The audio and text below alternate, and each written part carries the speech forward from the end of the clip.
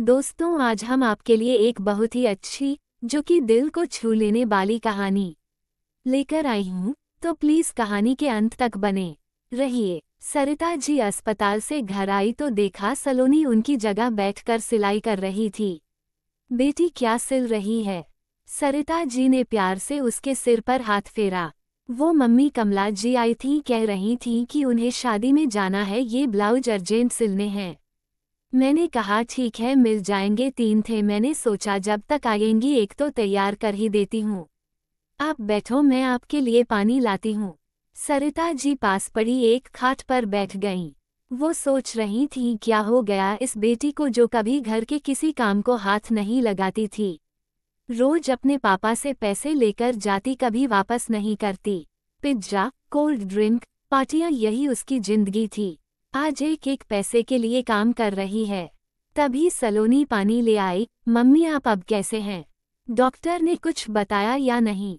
बेटी, डॉक्टर तो बस एक ही बात कह रहे हैं कि वे कोमा में हैं, पता नहीं कब होश आएगा। भगवान जाने आगे क्या होगा। काश उस दिन उनका एक्सीडेंट ना हुआ होता। एक एक्सीडेंट ने हमारी सारी खुशियां छीन ली हैं। इस 1 साल में सारे रिश्तेदारों ने मुंह मोड़ लिया, सारे पैसे खत्म हो गए। अब क्या होगा? ये सुनकर सलोनी के चेहरे पर एक उदासी सी छा गई। उसकी मम्मी दिन में पापा की देखभाल करती, रात को कपड़े सिलती थी। एक बड़े से घर को बेचकर वो लोग छोटे से किराए के मकान में आ गए थे। हर जगह कार से जाने वाली मेरी मम्मी आज बसों में धक्के खा रही है। पापा का सारा बिजनेस उनके पार्टनर ने हड़प लिया। उन्हें पता है आज नहीं तो कल वे नहीं रहेंगे। इधर रिश्तेदार इस डर से नहीं आते कि कहीं हमसे पैसा न मांग लें। कुछ देर सब सोचने के बाद उसने अपने आप को संभाला और मम्मी से बोली, मम्मी तुम चिंता मत करो, पापा ठीक होकर आएंगे तो सब ठीक कर देंगे। सब पहले जैसा हो जाएगा। और हाँ, एक बात आपको बताना भूल गई, यहीं पास ही में मुझे 2 बच्चे मिले हैं ट्यूशन के लिए, कल से दोपहर को उन्हें पढ़ा दिया करूंगी। ये सुनकर सरिता जी के होठों पर फीकी हंसी आ गई। बेटी को डॉक्टर बनाने का सपना उसके पापा ने देखा था। आज वही बेटी अपना सपना भूलकर, अपनी पढ़ाई छोड़कर अब ट्यूशन देने की बात कर रही है।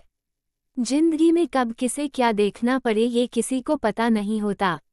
अगले दिन सरिता जी अस्पताल पहुंची तो पता लगा रात को उनके पति ने दम तोड़ दिया है। जो एक आखिरी उम्मीद थी वह भी चली गई। फिर शुरू हुआ वही 13 दिन का मेला, रिश्तेदार सगे बनकर आ गए। घर मेहमानों से भर गया, लेकिन सरिता जी की आंखें अब सूख चुकी थीं। उन्हें सबसे नफरत थी, क्योंकि उन्हें पता था 13 दिन बाद वे नजर भी नहीं आएंगे। माँ और बेटी दोनों आंखों ही आंखों में एक दूसरे को देखती और इस तमाशे के खत्म होने का इंतजार करती। 13 दिन बाद सरिता जी ने नए सिरे से जिंदगी जीने का फैसला किया। उस बड़े से शहर को छोड़कर वो गांव लौट गए। पति की निशानी के रूप में यही एक गांव का मकान था, वहीं कुछ जमीन थी। सरिता जी ने खेती शुरू की। दोनों माँ बेटी ने मेहनत करके अच्छी फसल पैदा की। कुछ दिन बाद जब पैसे आने लगे तो उन्होंने खेत पर मजदूर रख दिए। सरिता अब गांव के बच्चों को पढ़ाती थी। कम खर्च में सुकून की जिंदगी बीत रही थी। सरिता जी को एक तसल्ली और थी, गांव में ही कोई लड़का देखकर कम खर्च में सलोनी की शादी हो जाएगी, क्योंकि यहाँ शहरों की तरह दिखावा नहीं होता।